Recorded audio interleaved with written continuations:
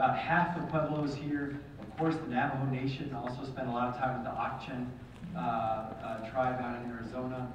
And so for me, it was an amazing experience because being with a native-owned firm, I would walk into the, for example, one of our Apache clients' meetings, and of course I'm the only one not speaking Apache.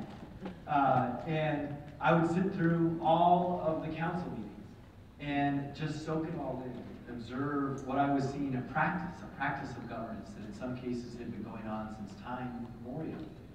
A thoughtfulness about the connectivity between our lands and our community that is something that predates anyone other than folks in this room and those which you represent. So for me, I spent 5 years in Indian country, all around America, and it transformed in many ways who I am. It gave me a very different perspective when it comes to governance, a very, I think, informed perspective of respecting tradition, and I think first and foremost, the concept of sovereignty, which, as I'm sure you have experienced with outsiders, can be somewhat hard to explain. I feel like in some ways, at least as much as I can, I understand that in a way that a lot of other people, at least who aren't Native American, don't understand. And it's this concept, of course, that you get to choose your own path, right? It's fundamental to that which was taken away so long ago. It's fundamental to that which is still taken away from the federal government to state government to local government. It's the idea that you can choose everything in your community. And it's something that I've tried to honor in my now public aspects of life. I remember even pushing back on fellow elected officials, trying to explain to them that, not all elections are done like they are in DC with the ballot and so forth. That the Kiva demands respect. That people's own decisions on how they choose their leadership and how they govern themselves is just as important as a Western traditional democratic discussion. And so these are ideas that, sadly, are extremely controversial outside Indian country. Inside Indian country, respect people's choice to decide how they should be governed, how they should lead, how they should proceed. This, to me, is very important. So I've tried to incorporate this in some ways, even into city government as mayor. I remember when I was a state senator, learning from some, I think, local legends like Ron Solomon, like Joe Garcia, who originally made the sovereignty argument with respect to gaming. You know this connection, because part of sovereignty is about economic choices, about your own economic development concern. But for us in New Mexico, I am proud to say that I do love this state. And part of what I love about this state is we have been at the forefront of sovereignty issues, of recognizing sovereignty, of institutionalizing government-to-government relations at the state level, of mandating by law, of mandating cabinet-level position for Indian affairs. These are things that I know some other states are making some progress in that, and some haven't, and some states are not even. These are things I believe that should be part of every American government institution. Because to respect sovereignty means that it's incumbent upon that government, whether it's a state government, a federal government, or even a city government, or a county government, they have to show some respect, some homage to sovereignty. So I'm proud to say that here in Albuquerque, we are the first city in the entire country to institutionalize government-to-government relations formally in our city governance process. We have a Native American Commission that was spoken about earlier, and it is our surrounding Pueblo leaders that pick the representatives on that commission. It's not the mayor. It's not city council.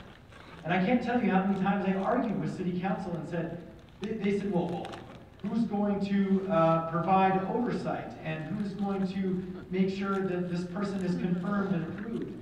And I said, the Pueblos are. Or the To'ahajili chapter, the Navajo chapter that's adjacent to the city of Albuquerque. Because that is fundamental to sovereignty. So for us, I hope we are setting a precedent. And I hope, frankly, that you go home and pressure your own mayors to do the same thing. And your own county commissions to do the same thing. And I will tell you, I just copied the idea from the state of New Mexico. So I give all of the people who were active in that in the first place credit for doing that. But for us, it's now about the next step. How do we also link services for the communities that we share? And for us, as many large cities that are surrounded by Native American lands, we have a duty, in many ways, for healthcare, for education, that transcends boundaries, that definitely involves a huge section of Native Americans. In fact, here we believe 55,000 Native Americans live or commute or work or go to school in the city of Albuquerque. That's something we're proud of, it's something we champion, and it's also something that we have to work together with those communities on.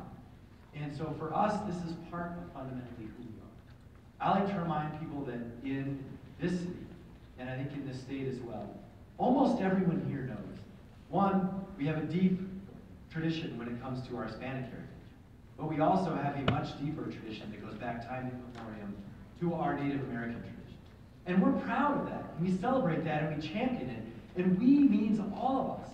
It should be every elected official at every level who can articulate that history. And I owe that to my experience working out in the Indian country and to the leaders here who have taken me under their wing over the last 10 years and tried to teach me, tried to guide me, tried to help me understand and realize that we are all in this together. We are one Albuquerque, that's just the name of our city. But a huge portion of us are Native American. That includes our pueblos that surround us. That's why we are working together to try and lift up the entire region for everyone, not just one particular group. So for us, that's our fundamental message. That's what we're all about as a city, and it's core to who we are in terms of understanding where we have come from. We're very proud of that here, and that's why we're so grateful to have you also right here in the Duke City. Because I hope you get a chance, you've heard all about our Indian Pueblo Cultural Center, you've heard about our neighboring pueblos, I hope you get to visit as much as you can. But I hope you also understand that for us, we celebrate that diversity every day, whether it's looking in our own classrooms in the way that in almost every class in our city, at every level, you see a percentage of color, a majority of color, big section of Native Americans, lots of Hispanic folks, in almost every room you enter in the city. That is awesome. That's also the way it's been for a long time, and it's something we're very proud of. So with that, I just want to say welcome. Try and stay a few extra days if you can. Come back to Gathering of Nations if you also can do that next year, and welcome to the city of Albuquerque.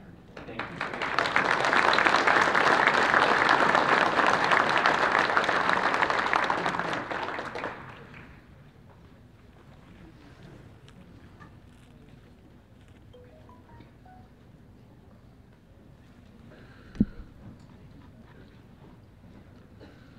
Thank you, Mayor.